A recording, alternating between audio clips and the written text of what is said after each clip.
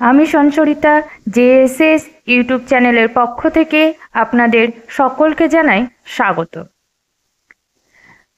আপনারা যারা SLST form fill up করছেন তাদের ফর্ম ফিল আপ করতে গিয়ে অনেক কিছু কিন্তু প্রবলেম হচ্ছে।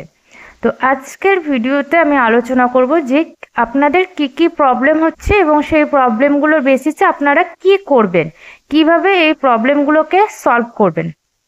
প্রথমেই একজন ভিডিওতে কমেন্ট করেছিলেন যে ইডব্লিউএস এর কি নাম্বার লাগছে। ইডব্লিউএস এর যে সার্টিফিকেটটা আছে, যদি আপনাদের সার্টিফিকেটে নাম্বার থাকে, সার্টিফিকেট নাম্বার যেমন শিডিউল কাস্ট এবং শিডিউল ট্রাইব এসসি এসটি সার্টিফিকেটে কিন্তু নাম্বার থাকে, তো ইডব্লিউএস এর সার্টিফিকেটে যদি দেখেন যে আপনাদের নাম্বার আছে বা ইডব্লিউএস যখন আপনি ফর্মে সিলেক্ট করেছেন তার নিচে দেখবেন যে সার্টিফিকেটের যে নাম্বারটা সেটা লেখার জায়গা আছে কিনা, যদি থাকে তাহলে কিন্তু সেখানে আপনাদেরকে নাম্বারটা দিতে হবে। যেমন এখানে দেখতে পাচ্ছেন যে ফর্ম ফিল আপ করার যে প্রসেস সেটা কিন্তু দেখিয়ে দেওয়া হয়েছে কমিশনের সাইটে। তো এখানে আমি দেখাচ্ছি যে কোন জায়গাটায় আপনারা সার্টিফিকেটটা দিতে হবে। তো এখানে এই দেখুন ক্যাটাগরি লেখা আছে এসসি। তো আপনি যখন ক্যাটাগরি সিলেক্ট করছেন যে জায়গাটায়, সেই জায়গায় ক্যাটাগরি সিলেক্ট করার সময় যখন আপনি ইডব্লিউএস সিলেক্ট করবেন তো সেক্ষেত্রে দেখবেন যদি নাম্বার দিতে হয় নিচে কিন্তু একটা বক্স থাকবে, তো সেই বক্সটাতে আপনি দিতে পারেন। সেই বক্সটাতে দিলেই কিন্তু আপনারা যদি জায়গা থাকে তাহলে দিতে হবে, যদি যেখানে যে জায়গা নেই বা সার্টিফিকেটও নাম্বার নেই তাহলে কিন্তু দিতে লাগবে না। এরপর হচ্ছে ফটোর নিচে কি সিগনেচার মার্চ করতে হবে। হ্যাঁ, ফটোর নিচে কিন্তু সিগনেচার মার্চ করতে হবে। এটা এই যে পয়েন্টটা আছে এই সাইডটা, এই সাইডটাতে ভালো করে আগে পড়ে নেবেন। তো এখানে কিন্তু লেখা আছে এই যে passport size photograph signed under as soft copy. তো এখানে কিন্তু বলে দিয়েছে যে আমাদেরকে লাগবে কিন্তু পাসপোর্ট সাইজ ফটোগ্রাফ দিতে হবে, যেটা কিনা 30 কেবি থেকে 60 কেবির মধ্যে, এবং নিচে কিন্তু সিগনেচার মাস্ট, অবশ্যই এটা নিচে সিগনেচার করে দিতে হবে পাসপোর্ট সাইজ ফটোগ্রাফের। এবং ফটোর ব্যাকগ্রাউন্ড কিন্তু সাদা ব্যাকগ্রাউন্ড করতে হবে। আমি ফর্ম ফিল আপের ভিডিওতে বলেই দিয়েছিলাম যে সাদা ব্যাকগ্রাউন্ডের ফটো দিতে হবে, তো সাদা ব্যাকগ্রাউন্ডের ফটো নিচে কিন্তু সিগনেচার করে দিতে হবে। এবার আছে যে পেমেন্ট সাকসেস হয়ে গেছে কিন্তু নট কমপ্লিট দেখাচ্ছে। তো দেখুন যে পেমেন্ট সাকসেস হয়ে গেছে কিন্তু নট কমপ্লিট দেখাচ্ছে, এটার জন্য কিন্তু এটা হচ্ছে সার্ভারের প্রবলেম। ঠিক আছে, তো যেহেতু প্রথম ফর্ম ফিল আপ করলে এরকম কিন্তু সার্ভারের প্রবলেম থাকে, তো এক্ষেত্রে কি করবেন, এক্ষেত্রে কমিশনের যে ওয়েবসাইটের এই যে হেল্পলাইন নাম্বার আছে, ল্যান্ডলাইন নাম্বার দেখতে পাচ্ছেন এখানে, আর ইমেল আইডি আছে, এখানে আপনারা মেল করে কমিশনকে জানাতে পারেন। বা এখানেও দেখুন লেখা আছে এই যে কমিশন হেল্পলাইন নাম্বার, এই যে পয়েন্টটা আছে এখান থেকে পড়ে নেন। এখানে দেওয়া আছে কমিশনের হেল্পলাইন নাম্বার এবং টাইম দিয়ে দিয়েছে কোন সময়ে এখানে কি করবেন, সমস্ত কিছু দেওয়া আছে। তো আপনারা এখান থেকে কিন্তু জানাতে পারেন। এই যে call for payment related queries, আপনাদের পেমেন্ট রিলেটেড যে কোনো প্রবলেম থাকলে আপনারা কিন্তু এখান থেকে কল করে জেনে নিতে পারেন। এবং কখন মেল করবেন কখন কল করবেন সেই টাইম দিয়ে দিয়েছে, 10টা থেকে 6টার মধ্যে করবেন। মানে শনিবার রবিবার পেমেন্ট করবেন না। শনিবার রবিবার পেমেন্ট করলে পেমেন্ট যদি আটকে যায় বা পেমেন্টের কোনো সমস্যা হলে কিন্তু অনেক সমস্যা হয়, তো সেক্ষেত্রে আপনারা যে কোনো ওয়ার্কিং ডেজে কাজ করবেন। এখানে লিখে দিয়েছে যে all working days for general query, তো আপনারা অবশ্যই শনিবার রবিবারে ফোন করবেন না, শনিবার রবিবারে মেল করবেন না, তাহলে কিন্তু কোনো রকম রিপ্লাই আসবে না। চেষ্টা করবেন ফর্ম ফিল আপ করার সময় শনিবার রবিবারটা বাদ দিয়ে ওয়ার্কিং ডেজে ফর্ম ফিল আপ করতে, যাতে কোনো রকম যদি সমস্যা হয় আপনারা জিজ্ঞাসা করতে পারবেন। এবং যে মেলে করবেন সেটা কিন্তু এরকম লিখে দিয়েছে it may take at least 2 working days to resolve payment related queries. At least কিন্তু আপনাদেরকে 2 দিন সময় দিতে হবে, মানে ওয়ার্কিং ডেজের মধ্যে, যে আপনার প্রবলেমটা সমাধান হয়েছে কি না। আরেকজনের ছিল যে এডুকেশন সার্টিফিকেট কি আপলোড করতে হবে। না, এডুকেশন সার্টিফিকেট কিন্তু ফর্ম ফিল আপের কোনো জায়গা নেই যেখানে এডুকেশনের সার্টিফিকেট আপনাদেরকে আপলোড করতে হচ্ছে। তো এডুকেশন সার্টিফিকেট কোনো আপলোড করতে হবে না। আরেকজনে বলেছিল আমার তো ইমেল আইডি লগ ইন হচ্ছে না, কি করব। তো ইমেল আইডি লগ ইন হচ্ছে না, সেটা ইমেল আইডি কি ফর্ম ফিল আপে প্রথমে ঠিকঠাকভাবে দিয়েছিলেন, বা ফর্ম ফিল আপ কি ভ্যালিড আছে, ইমেল আইডিটা কি ভ্যালিড, সেগুলো আগে ভালো করে দেখুন যে ইমেল আইডিটা ভ্যালিড কি না, যা ইমেল আইডিটা আপনার ঠিকঠাকভাবে দেওয়া হয়েছে কি না। বা ইমেল আইডি দিলে যখন আপনি প্রথমে কাস্টমার আইডি দিয়ে কিন্তু ফর্ম ফিল আপটা করতে হয়, এখানে একদম প্রথমে দেখুন কি করতে হচ্ছে। তো আমরা একদম ফার্স্টে চলে যাব, যে এখানে কিন্তু সব নোটিশ দেওয়া আছে কীভাবে ফর্ম ফিল আপ করবেন না করবেন। একদম ফর্ম ফিল আপে বলেছে কমিশনের এই ওয়েবসাইটটায় আমাদের যেতে হবে ফর্ম ফিল আপে, যে অ্যাপ্লাই নাও বাটন আছে।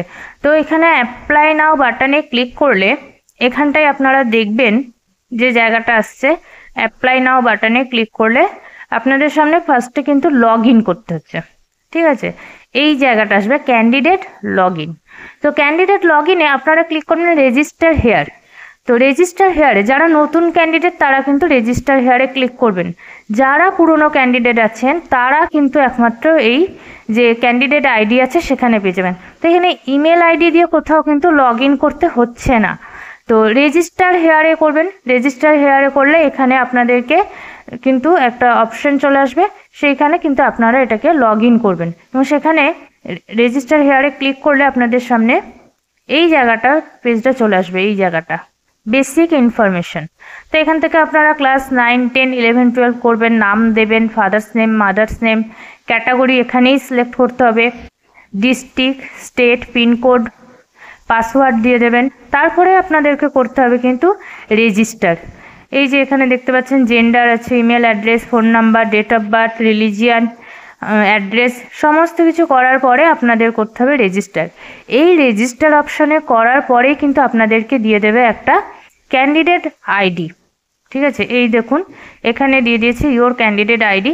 তো এরকম একটা ক্যান্ডিডেট আইডি কিন্তু দিয়ে দেবে এবং পরবর্তীকালে আপনি যদি এটাকে লগ আউট করে বেরিয়ে যান, তারপরে যদি নেক্সট টাইম আপনি এটাকে ওপেন করতে যান বা এর মধ্যে লগ ইন করতে যান, সেক্ষেত্রে আপনার এই যে পেজটা আছে এই জায়গাটায় কিন্তু এই ক্যান্ডিডেট আইডিটা দিতে হবে।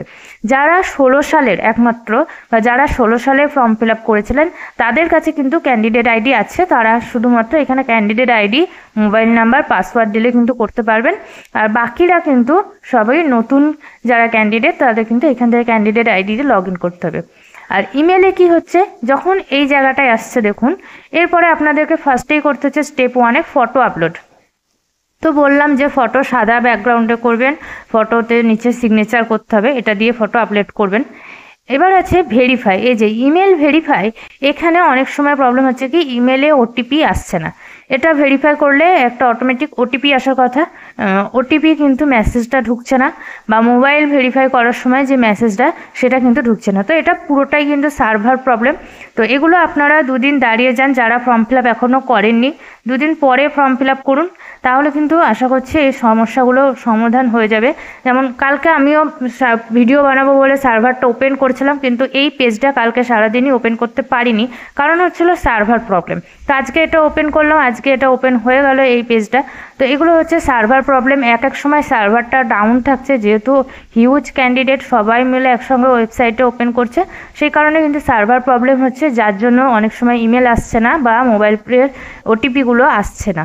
তো এগুলো হচ্ছে কমিশনের টেকনিক্যাল সমস্যা, এগুলো কমিশনকে আপনারা মেল করে জানাতে পারেন যে ইমেল আইডি লগ ইন হচ্ছে না, মোবাইল নাম্বারে ওটিপি আসছে না, বা পেমেন্ট হচ্ছে কিন্তু এখনও পেমেন্ট দেখাচ্ছে। এই সমস্ত সমস্যাগুলোর জন্য সব যে হেল্পলাইন নাম্বার আছে বা কল নাম্বার আছে, ইমেল আছে কমিশনের, সেখানে জানাতে পারেন। সেখান থেকে যদি কিছু সলিউশন বলে দেয় তাহলে সেগুলোই করতে হবে। এছাড়াও আপনাদের ফর্ম ফিল আপের জন্য সবথেকে ভালো সময় হচ্ছে, আপনারা আর কটা দিন দাঁড়িয়ে যান, 20 তারিখ তো আজকে হয়ে গেল, 21-22 তারিখ থেকে ফর্ম ফিল আপটা করা শুরু করুন এবং একদম লাস্ট ডেট পর্যন্ত ওয়েট করবেন না। লাস্ট ডেটে 1 সপ্তাহ আগের মধ্যে চেষ্টা করবেন ফর্ম ফিল আপ কমপ্লিট করে নেওয়ার, কারণ লাস্টে অনেক সময় সার্ভার প্রবলেম হয়, তখন কিছুতেই ওপেন হতে চায় না বা পেমেন্ট আটকে গেলে সেক্ষেত্রে আপনাদের 2 দিন টাইম লেগে যাবে, সেক্ষেত্রে তখন কিন্তু আপনারা আবার টেনশনে পড়ে যাবেন।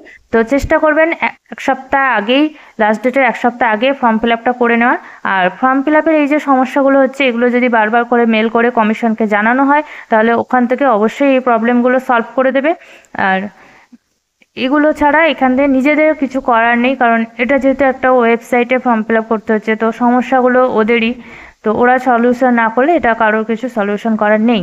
আর ফর্মটা যখন ফিল আপ করবেন ভালো করে ফিল আপ করবেন যাতে ভুল না হয়, কারণ আপনারা ভাববেন না যে কারেকশানের ডেট দেবে, কারণ কারেকশানের ডেট না দিতেও পারে, কারণ প্রথম যখন নোটিফিকেশন বেরিয়েছিল তখন কিন্তু লেখাই ছিল যে কারেকশান দেবে না। তো আর এখন যখন ফর্ম ফিল আপ করতে হচ্ছে, আপনারা প্রত্যেকটা জায়গায় ফর্ম ফিল আপ করবেন আর দেখবেন বারবার কিন্তু মেসেজ দিচ্ছে যে ফাইনালাইজড কিনা, মানে ফাইনালাইজড করার জন্য আপনাকে কিন্তু হাজারবার বলে দিচ্ছে চেক করে নিতে। তো আপনি কিন্তু ভালো করে চেক করে নেবেন, কারণ ভুল হয়ে গেলে কিন্তু আপনার ফর্মটা ক্যান্সেল হয়ে যেতে পারে। আর এখানে আর একটা কোশ্চেন, যেটা এগুলো তো যা লেখা আছে আপনারা সবাই জানেন, যে গ্র্যাজুয়েশনের মার্কসটা কিভাবে ক্যালকুলেট করবেন। তো এখানে গ্র্যাজুয়েশনের মার্কস ক্যালকুলেট বলে দেওয়া আছে যে অনার্সের নাম্বার দিলেও হবে, পাসের নাম্বার দিলেও হবে, অনার্স প্লাস পাস দুটো একসাথে দিয়ে যে পার্সেন্টেজ হবে সেটা দিলেও কিন্তু হবে। এখানে দিয়ে দিয়েছে দেখুন, প্রফেশনাল কোয়ালিফিকেশন, যেটা বিএডের নাম্বার দিতে বলেছি, বিএডের বলে দিয়েছে ফুল মার্কস কত পেয়েছেন, পার্সেন্টেজটা অটোমেটিক বেরিয়ে আসছে, ইউনিভার্সিটির নাম, পাসিং ইয়ার, এগুলো কিন্তু সমস্ত দিতে হচ্ছে। আর ইমেল আইডি, ফোন নাম্বারগুলো ঠিকঠাকভাবে দেবেন, যে ফোন নাম্বারটা ভ্যালিড, অ্যাটলিস্ট যতদিন না পর্যন্ত আপনার এই রিক্রুটমেন্ট প্রসেস কমপ্লিট হচ্ছে ততদিন যেন ফোন নম্বরটা ঠিকঠাক থাকে, চালু থাকে, কারণ ভবিষ্যতে কিন্তু কমিশন আপনার সঙ্গে কন্ট্যাক্ট একমাত্র ইমেল আইডি এবং ফোন নাম্বারের মাধ্যমেই করতে পারবে। আর এই যে অপশানটা আমি খুলেছি, এটা আসছে হচ্ছে, এটা যদি আপনাদেরকে দেখাই, এই যে ওয়েস্ট বেঙ্গল স্কুল সার্ভিস কমিশনের যে সাইটটা আছে সেই সাইটটাই খুলবেন। সেই সাইটের এই অপশানটা দেখতে পাচ্ছেন 3 নাম্বার, এই 3 নাম্বারের অপশানে ক্লিক করলে কিন্তু এই পিডিএফটা পেয়ে যাবেন। এখান থেকে আপনারা চাইলে একবার করে পিডিএফটা কিন্তু পড়ে নেবেন। আপনারা যেখান থেকে অ্যাপ্লাই নাও করছেন ওর পাশেই লেখা আছে, দেখবেন অ্যাপ্লাই নাও আছে, এখানে লেখা আছে ওল্ড ওয়েবসাইট। তো আপনারা সেই ওল্ড ওয়েবসাইটে যাবেন, এইটা হচ্ছে ওয়েবসাইট এসএসসির ওল্ড ওয়েবসাইটে ক্লিক করলে কিন্তু আপনারা এই পিডিএফটা পেয়ে যাবেন। পিডিএফটা কিন্তু ফর্ম ফিল আপ করার আগে নিজেরা ভালো করে পড়ে নেবেন, প্রত্যেকটা পয়েন্ট এখানেই লেখা আছে, কিভাবে পরীক্ষা হবে, কত নম্বরে পরীক্ষা হবে, এগুলো সবাই জানেন, তাও যদি কারো দরকার হয় এখান থেকে কিন্তু পড়ে নিতে পারবেন। ফিল আপ করার সময় আপনাদের টেকনিক্যাল কোনো প্রবলেম হলে আপনারা সবসময় হেল্পলাইন নাম্বারে কল করে জানতে পারেন ওয়ার্কিং ডেজে, এবং মেল করবেন ওয়ার্কিং ডেজে, শনি রবিবার বাদ দিয়ে চেষ্টা করবেন ফর্ম ফিল আপগুলো করার। আর এছাড়াও ফর্ম ফিল আপ করার সময় ভালো করে খেয়াল রাখবেন যাতে ভুল না হয়, ভুল হলে ফর্মটা ক্যান্সেল হয়ে যাবে, এমনিতেই এত বছর পর পরীক্ষা হচ্ছে। আর এডিটিং অপশান দেবে কিনা কোনো গ্যারেন্টি নেই, কারণ বলেই দিয়েছিল ফার্স্টে এডিটিং অপশান দেবে না। তো আজকের ভিডিওটা এখানেই শেষ করছি, দেখা হচ্ছে পরবর্তী কোনো ভিডিওতে।